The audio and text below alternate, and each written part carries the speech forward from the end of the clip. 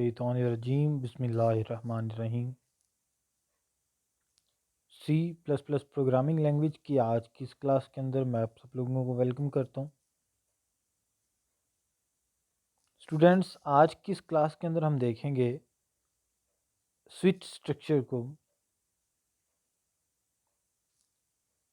आज का topic start करने से पहले मैं कुछ इसका बैकग्राउंड आप लोगों के सामने रखना चाहूँगा। हम लोगों ने कंट्रोल स्ट्रक्चर स्टार्ट किया हुआ है। नॉर्मली जो है 3 तरह के कंट्रोल स्ट्रक्चर्स होते हैं जिनसे हम डील कर रहे होते हैं। एक उनमें सिलेक्शन का है, एक उनमें सीक्वेंस है, एक लूप आइट्रेशन का है। तो सीक्वेंशियल को हमने बड़ा डिटेल के अंदर देखा। उसके बाद सिलेक्शन हम देख रहे थे। इफ़ पे हमने बात की, एल्स पे हमने बात की, एल्स इफ पे बात की। तो switch structure basically it's an alternative to if else. ये एक मुतबादल है इफ एल्स के। Switch expression is evaluated first. सबसे पहले स्विच के अंदर जो एक्सप्रेशन होगा उसे एवेल्युएट किया जाएगा। Value of the expression determines which corresponding action is taken. और उस एक्सप्रेशन की, स्विच का जो एक्सप्रेशन होगा वो ये डिटरमाइन करेगा कि किस एक्शन को परफॉर्म करवाना है। ज़ाहिर सी बात है, जो भी उसके करस्पॉन्डिंग एक्शन होगा, अगर वो एक्सप्रेशन ट्रू है तो वो एवेल्युएट होगा, रन होगा, अदरवाइज नेक्स्ट स्टेटमेंट मूव हो जाएगा। और expression is sometime called the selector, और बाज़ दफ़ा हम एक्सप्रेशन को सेलेक्टर भी कहते हैं। अगर आप स्क्रीन की राइट साइड पे देखें तो यहाँ पे आपको इसके एक सिंटेक्स एक बॉक्स के अंदर नज़र आ रहा होगा। स्विच है, स्विच यहाँ पे एज ए कीवर्ड लिया गया है। कीवर्ड्स हमने पहले भी बात की, रिजर्व वर्ड्स होते हैं that have some specific meaning and specific purpose in the programming language, कि ऐसे वर्ड्स जिनका कुछ ख़ास मतलब है और कोई ख़ास मकसद है, उन्हें हम कीवर्ड्स कहते हैं।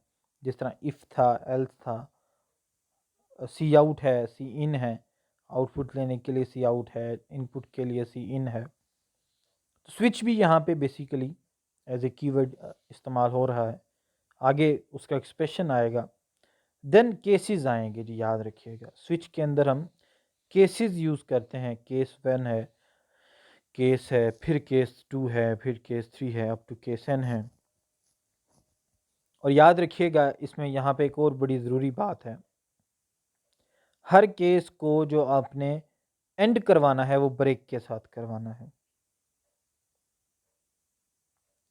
मतलब क्या कि सबसे पहले केस, केस भी यहाँ पे कीवर्ड है, उसकी वैल्यू आ जाएगी, आगे कॉलन आ जाएगा और नीचे उसकी जो स्टेटमेंट है। केस 1 आपका ख़त्म हो गया तो उसके लिए हम ब्रेक यूज़ करेंगे कि यहाँ पे आपका केस 1 जो है ख़त्म हो रहा है, और ब्रेक के बाद सेमी कॉलन आएगा। This is basically the syntax of switch structure. इसी तरह केस आएगा, सेकंड वैल्यू आ जाएगी, सेकंड स्टेटमेंट आ जाएगी और फिर ब्रेक है। इसी तरह केस आएगा, वैल्यू 3 आ जाएगी, स्टेटमेंट 3 आ जाएगी और ब्रेक है। तो जो वैल्यूज़ हैं उनके बाद में कॉलन लगाएंगे, जो ब्रेक है उसके बाद सेमी कॉलन लगाया जाएगा। और डिफ़ॉल्ट में, मतलब कि जिस तरह हम एल्स हम यूज़ करते थे, else if, else if, else if, और बाकी सारे केसेस के अंदर हम एल्स करवा देते थे, स्विच के अंदर हम डिफ़ॉल्ट को यूज़ करेंगे और उसके अंदर वो स्टेटमेंट एग्जीक्यूट करवा देंगे।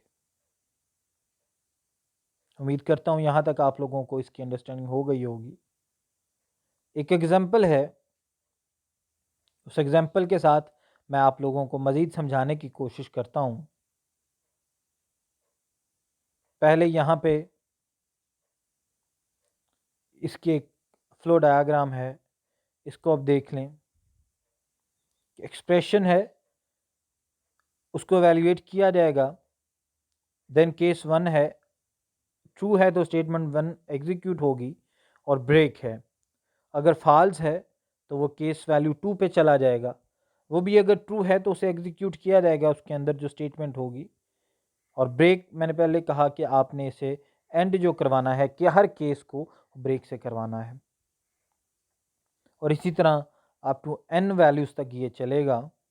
और अगर वो बाकी सारे के सारे जो हैं आप डिफ़ॉल्ट जो है वहाँ पे स्टोर करवाएंगे, उसके अंदर वो स्टेटमेंट्स लेके आएंगे।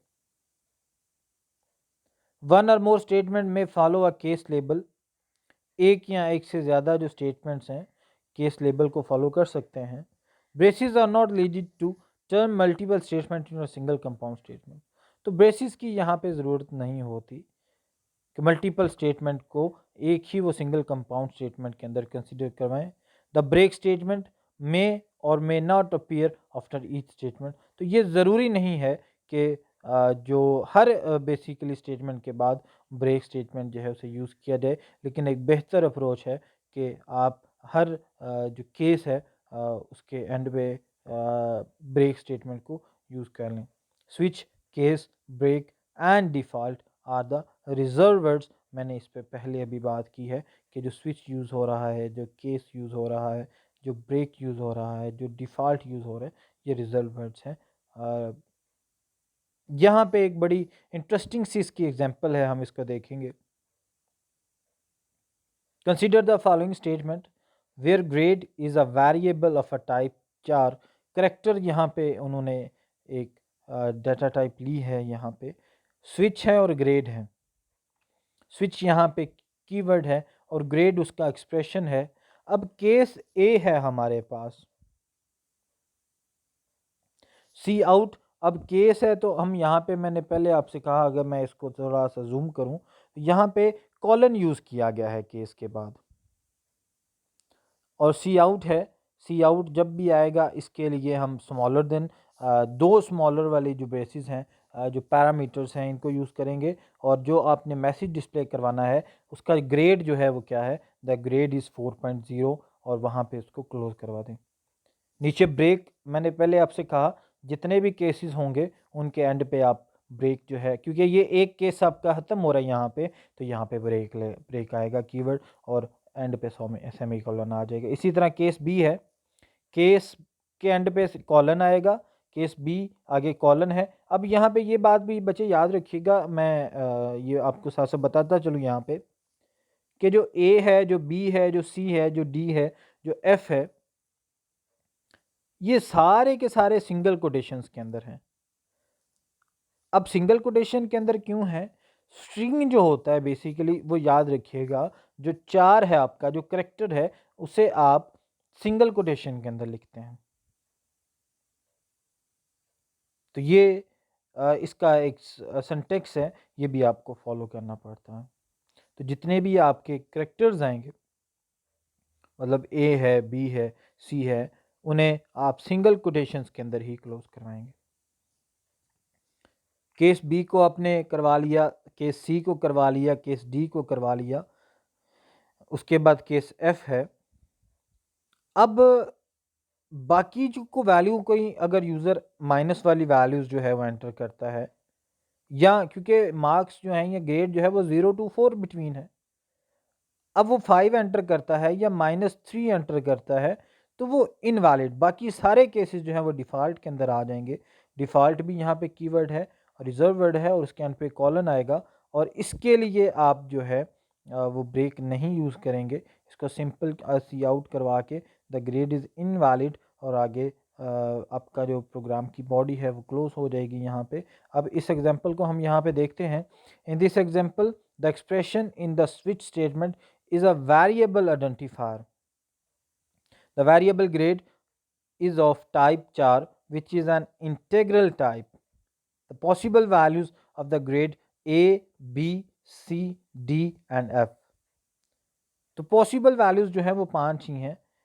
ए हो सकता है, बी हो सकता है, सी हो सकता है, डी हो सकता है, एफ हो सकता है।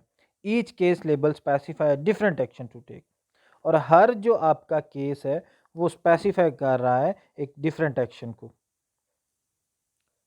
Depending on the value of the grade. If the value of the grade is a, अगर वैल्यू जो है ए ग्रेड की वो ए है, तो उस ऑटोमेटिकली ए वाला जो एक्सप्रेशन है, देखें यहाँ पे, आप अगर यहाँ पे देखें तो ये केस ए है, तो उसके बदले में जो आपको आउटपुट शो की जाएगी वो क्या आउटपुट शो होगी, द ग्रेड इज़ 4.0। यही आज का हमारा टॉपिक था।